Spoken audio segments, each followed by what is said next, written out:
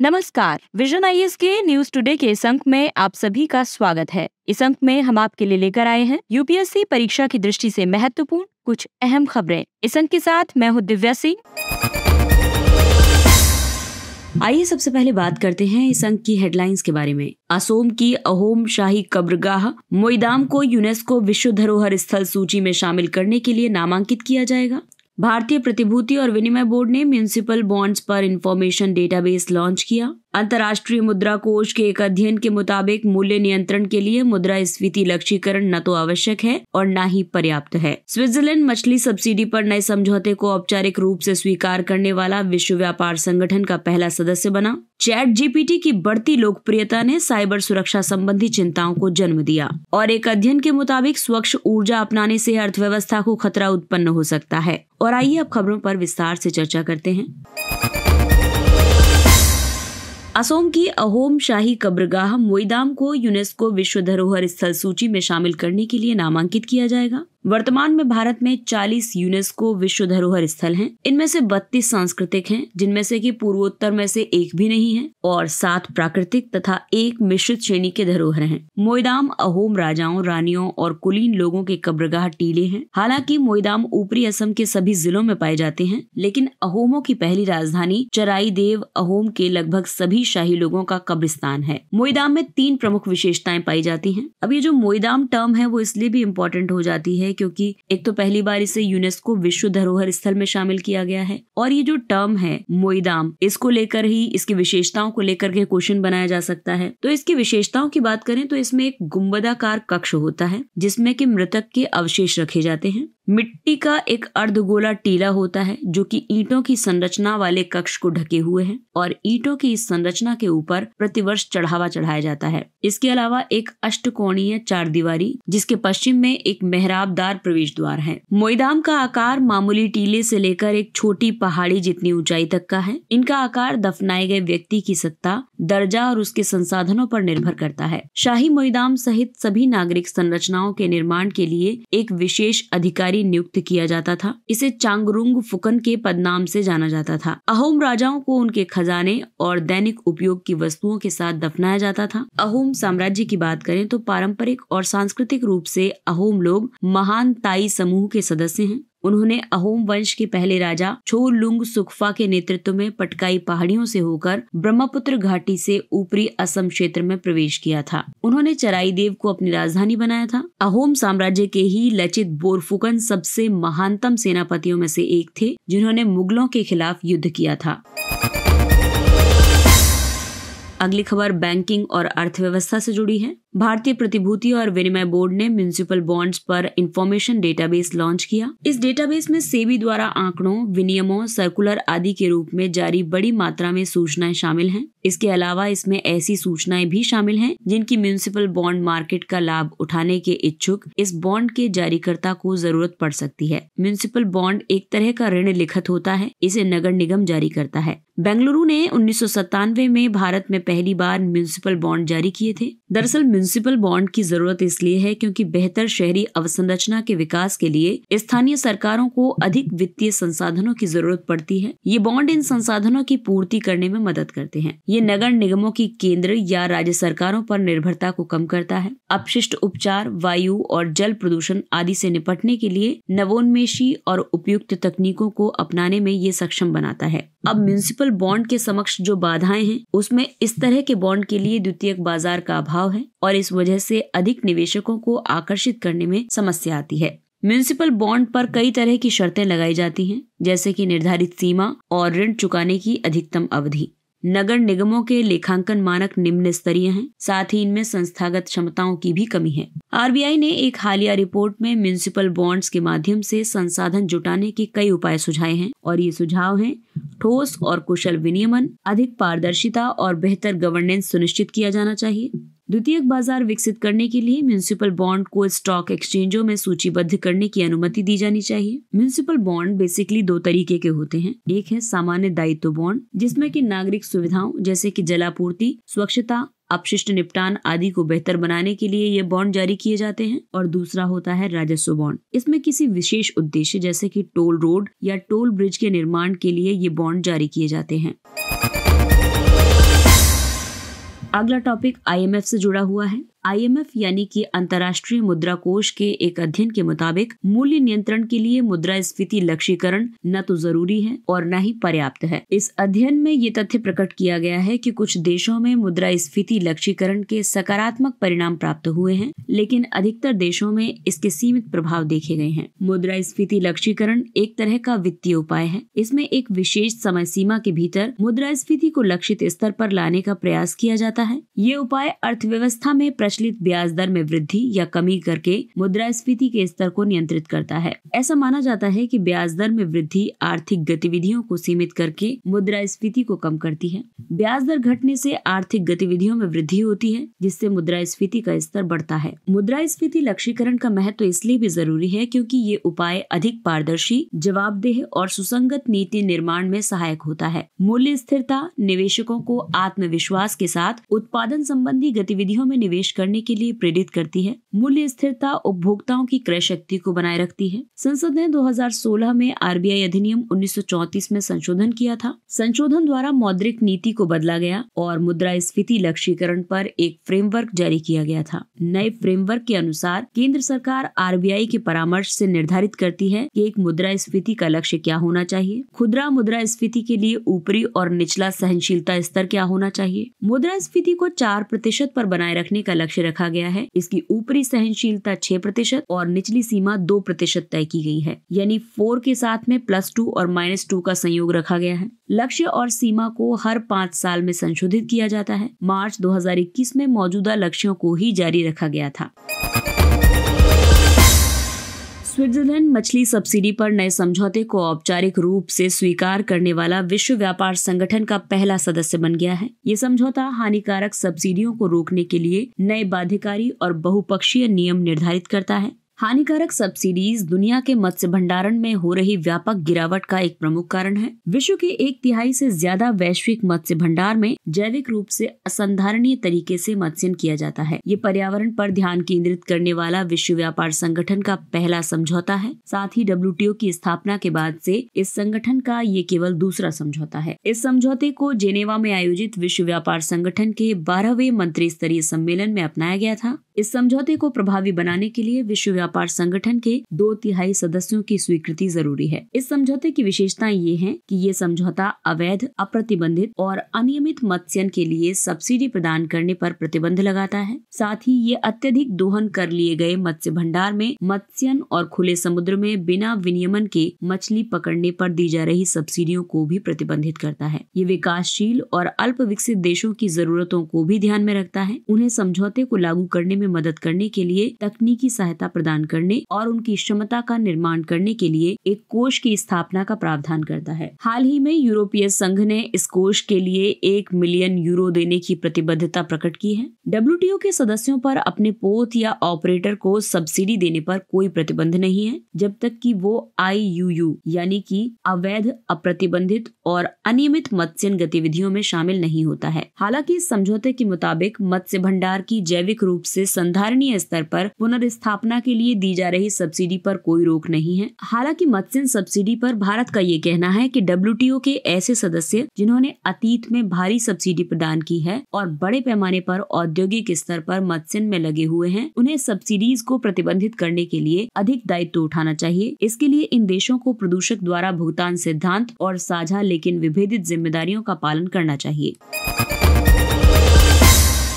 अगला टॉपिक विज्ञान एवं प्रौद्योगिकी यानी पेपर 3 के टॉपिक से जुड़ा हुआ है और उसमें भी आर्टिफिशियल इंटेलिजेंस से जुड़ा है। ChatGPT की बढ़ती लोकप्रियता ने साइबर सुरक्षा संबंधी चिंताओं को जन्म दिया है। ChatGPT generative pre train transformer होता है। ये आर्टिफिशियल इंटेलिजेंस द्वारा संचालित एक चैटबॉट है। इसे OpenAI ने नवंबर 2022 में लॉन्च किया था। ये प्राकृतिक भाषा या मानव टेक्स्ट को समझ सकता है और उसे सृजित भी कर सकता है। ये उपयोगकर्ताओं के प्रश्नों का उत्तर छोटे और सरल वाक्यों में संक्षिप्त जानकारी के साथ दे सकता है। OpenAI सैन फ्रांसिस्को में स्थित एक प्रमुख अनुसंधान प्रयोगशाला है। GPT एक प्रकार का कंप्यूटर भाषा मॉडल है। ये इनपुट के आधार पर मनुष्यों के जैसे टेक्स्ट को उत्पन्न करने के लिए डीप लर्निंग तकनीकों पर निर्भर करता है। इसे बड़ी मात्रा में टेक्स्ट डेटा के साथ प्रशिक्षित किया जाता है। ये मनुष्यों के संवाद की तरह टेक्स्ट उत्पन्न करने के तरीके सीखने के लिए ट्रांसफॉर्मर नामक एल्गोरिदम का उपयोग करता है। इसका ज्यादातर उपयोग जो है वो ग्राहक सेवा के लिए चैटबॉट बनाने, ऑनलाइन फोरम पर प्रश्नों के उत्तर देने, सोशल मीडिया पोस्ट के लिए निजीकृत कंटेंट बनाने के लिए किया जाता है। ChatGPT से संबंधित चिंताएं ये हैं कि इसके संभावित ऑटोमेशन और स्केलिंग से दुर्भावनापूर्ण वेब पेजों के निर्माण का औद्योगिकरण और निजीकरण हो सकता है। साथ ही इससे अत्यधिक लक्षित फिशिंग अटैक और सोशल इंजीनियरिंग पर निर्भर स्कैम्स का खतरा भी बढ़ेगा। इससे निम्न या शून्य कोडिंग कौशल वाले लोग भी साइबर हमले कर सकते हैं। कृत्रिम बुद्धिमत्ता से निर्मित कंटेंट और किसी व्यक्ति के मूल कार्य के बीच अंतर करना इससे कठिन हो जाएगा। एक अध्ययन के मुताबिक स्वच्छ ऊर्जा अपनाने से अर्थव्यवस्था को खतरा उत्पन्न हो सकता है। इस अध्ययन में इस तथ्य को रेखांकित किया गया है कि जीवाश्म ईंधन पर अधिक निर्भर भारतीय अर्थव्यवस्था के स्वच्छ ऊर्जा की ओर स्थानांतरित होने से वित्तीय क्षेत्र अधिक जोखिम का सामना कर सकता है और इसके कई कारण हैं, जैसे कि खनन क्षेत्र को दिए गए ऋण का 60% तेल और गैस उत्पादन के लिए दिया गया है। विनिर्माण क्षेत्र को दिए गए ऋण का 20% पेट्रोलियम रिफाइनिंग और संबंधित उद्योगों के लिए दिया गया है। विद्युत उत्पादन, रसायन जैसे उच्च कार्बन क्षमता वाले उद्योगों में स्वच्छ ऊर्जा को अपनाने से होने वाले आघातों और दबाव का सामना करने की वित्तीय क्षमता कम है। हाल के वर्षों में भारत ने स्वच्छ ऊर्जा पर ध्यान केंद्रित करके पर्यावरणीय प्रबंधन, जलवायु कार्रवाई और नवीकरणीय ऊर्जा पर बल देने के प्रति अपनी प्रतिबद्धता दिखाई है। स्वच्छ ऊर्जा को व्यापक रूप से नवीकरणीय और शून्य उत्सर्जन स्रोतों से प्राप्त ऊर्जा के रूप में परिभाषित किया जाता है। साथ ही ऊर्जा दक्षता उपायों से बचाई गई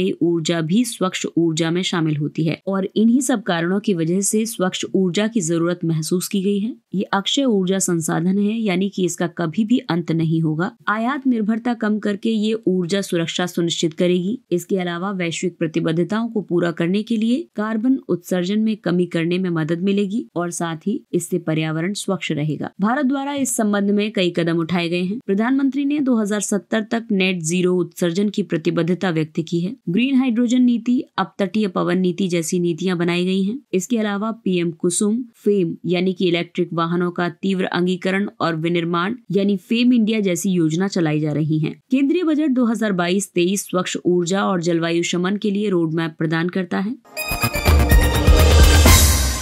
और आइए अब बात करते हैं कुछ अन्य महत्वपूर्ण सुर्खियों के बारे में। भारतीय तटरक्षक बल ने ITEC के तहत कई देशों के अधिकारियों और नाविकों के लिए एक कोर्स का आयोजन किया है। ITEC कार्यक्रम को विदेश मंत्रालय ने 1964 में शुरू किया था। ये एक द्विपक्षीय सहयोग कार्यक्रम है। इसे भारत के विकासात्मक अनुभव को साझा करने के लिए शुरू किया गया है। ITEC का उपयोग राष्ट्रमंडल सचिवालय, संयुक्त राष्ट्र औद्योगिक विकास संगठन यानी यूनिडो, G77 और G15, आसियान, बिम्स्टेक जैसे सहयोगात्मक कार्यक्रमों के लिए भी किया गया है। ITEC और उसके सहयोगी कार्यक्रमों, अफ्रीका के लिए विशेष राष्ट्रमंडल सहायता कार्यक्रम और कोलंबो योजना की तकनीकी सहयोग स्कीम के तहत 160 से ज्यादा देश लाभान्वित हुए हैं। ITEC के प्रमुख घटक हैं प्रशिक्षण और क्षमता निर्माण, अध्ययन यात्राएं, भारतीय विशेषज्ञों की प्रतिनियुक्ति आदि। आइए बढ़ते हैं अगले टॉपिक की तरफ। Agriculture insurance company of India limited AIC ने राजस्थान के बाड़मेर जिले के किसानों को फसल नुकसान के मुआवजे के रूप में काफी कम राशि का भुगतान किया है। AIC का गठन 2002 में भारतीय कंपनी अधिनियम 1956 के तहत किया गया था। ये संगठन वित्त मंत्रालय के प्रशासनिक नियंत्रण में कार्य करता है। AIC को कई सार्वजनिक क्षेत्र के वित्तीय संस्थान प्रोत्साहन प्रदान करते हैं। उदाहरण के लिए इसे general insurance corporation, new India assurance company और नाबार्ड द्वारा एक विशेष फसल बीमा प्रदाता के रूप में प्रचारित किया गया है। कृषि सहकारिता और किसान कल्याण विभाग ने सरकार द्वारा प्रायोजित कृषि या फसल बीमा योजनाओं के लिए AIC को भी पदनामित किया है। AIC राष्ट्रीय कृषि बीमा योजना का भी कार्यान्वयन कर रहा है।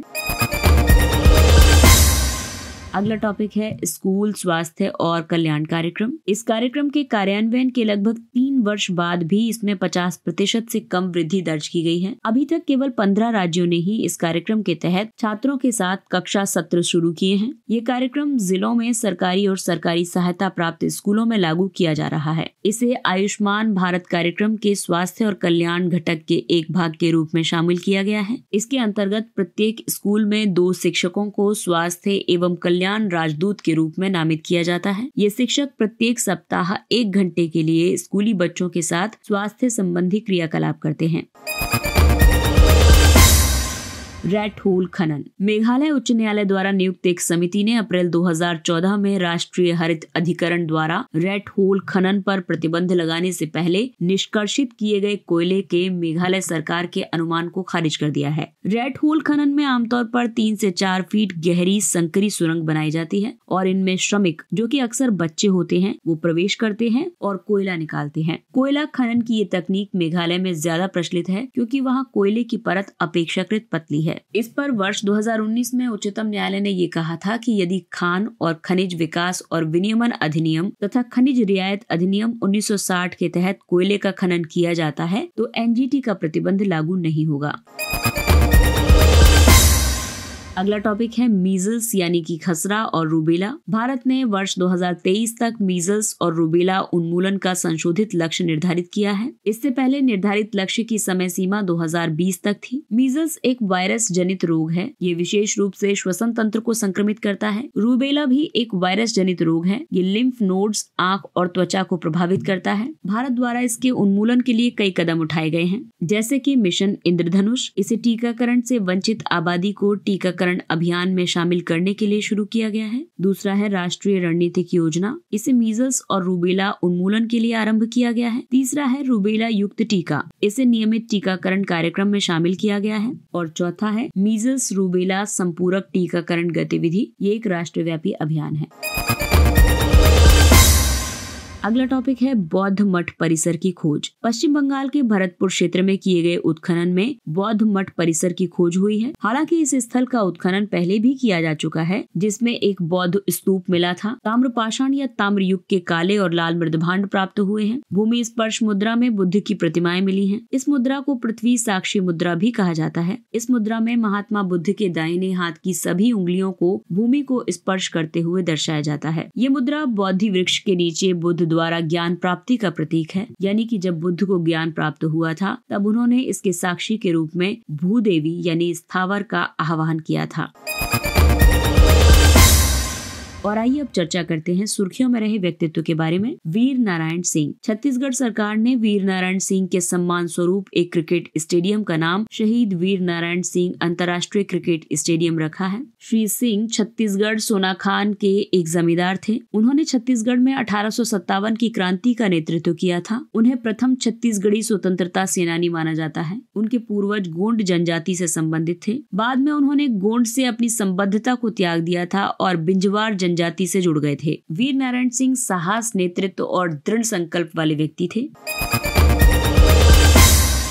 और आइए बात करते हैं सुर्खियों में रहे स्थल के बारे में। जगन्नाथपुरी ओडिशा। ये मंदिर कृष्ण के एक अवतार भगवान जगन्नाथ को समर्पित है। इस मंदिर का निर्माण राजा अनंत वर्मन चोडगंग देव ने 12वीं सदी में करवाया था। इसे श्वेत पैगोडा भी कहा जाता है। ये भारत के 4 धामों का एक हिस्सा है। अन्य 3 धाम हैं द्वारका, बद्रीनाथ और रामेश्वर। ये मंदिर कलिंग स्थापत्य कला का उत्कृष्ट उदाहरण है। इस मंदिर का निर्माण इस तरह से किया गया है कि दिन के किसी भी समय मंदिर की छाया जमीन पर नहीं पड़ती है। इसके भीतर जो पवित्र त्रिमूर्ति हैं, उनमें भगवान जगन्नाथ, देवी सुभद्रा और बड़े भाई बलभद्र की मूर्तियां लकड़ी से बनाई जाती हैं। इसमें मुख्य रूप से देवी देवताओं की नक्काशी की गई है। पुरी में जगन्नाथ यात्रा का भी आयोजन किया जाता है। अगला महत्वपूर्ण स्थल है सोमालिया। यहाँ की राजधानी मोगादिशु है। अमेरिका ने सोमालिया में हमला किया और इसमें अल शबाब के लगभग 10 लड़ाके मारे गए। सोमालिया अफ्रीका का सबसे पूर्वी देश है। ये पूर्वोत्तर अफ्रीका में हॉर्न ऑफ अफ्रीका प्रायद्वीप पर स्थित है। इसकी सीमाएं इथियोपिया, जिबूती, अदन की खाड़ी, केन्या और हिंद महासागर से लगती हैं। ये यमन के साथ समुद्री सीमा भी साझा करता है। आपको बता दें कि भूमध्य रेखा सोमालिया से होकर के गुजरती है। इसके अलावा सोमालिया की बात करें तो यहाँ पर अधिकतर भूभाग समतल सवाना और अर्ध रेगिस्तानी है। साथ ही उत्तर की ओर बढ़ते लहरदार पठार भी हैं। सोमालिया की प्रमुख नदियां हैं शिबेल्ले, ये सोमालिया की सबसे लंबी नदी है, और दूसरी नदी है जुब्बा। सोमालिया का उच्चतम बिंदु माउंट शिम्बिरिस है। इसे माउंट सुरुंद कैड के नाम से भी जाना जाता है। इसके साथ ही ये अंक समाप्त होता है। अगले अंक में फिर मुलाकात होगी कुछ अन्य महत्वपूर्ण खबरों के साथ। तब तक अपने लक्ष्य के लिए तत्पर रहिए, और अगर आपको हमारा कंटेंट अच्छा लगता है तो इसे लाइक, सब्सक्राइब और शेयर जरूर करें। और अब हमें यानी विजन IAS की पूरी टीम को दीजिए इजाजत। नमस्कार।